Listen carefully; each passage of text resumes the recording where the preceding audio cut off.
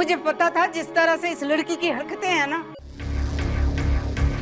ये कोई ना कोई गुल जरूर खिलाएगी।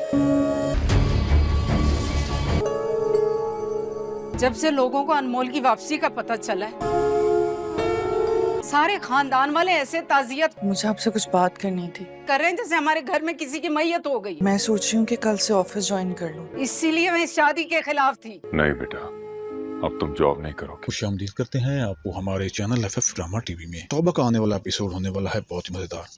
आने वाले एपिसोड में हम लोग देखने जा रहे हैं कि आखिरकार शानी कमाल साहब के चुंगल से बाहर निकलता है, लेकिन जब घर पहुंचता है तो देखता है कि कमाल साहब पुलिस के साथ उसके घर पर ही आए हुए हैं। फिर वो वापस चला जाता है। दूसरी तरफ हम लोग ये भी देखेंगे कि कासिम की माँ खूब गुस्सा निकालती है अनमोल पर और कहती है कि जब से अनमोल वापस आई है ना, लोग तरह तरह की बातें कर रहे हैं। मुझे पता है इस लड़की की हरकतें कुछ ठीक नहीं थीं। अनमोल अपने बाप से कहेगी कि मैं कल से ऑफिस ज्वाइन करना चाहती हूँ, तो इस पर उसका बाप कहता है कि अब तुम जॉब नहीं करोगी।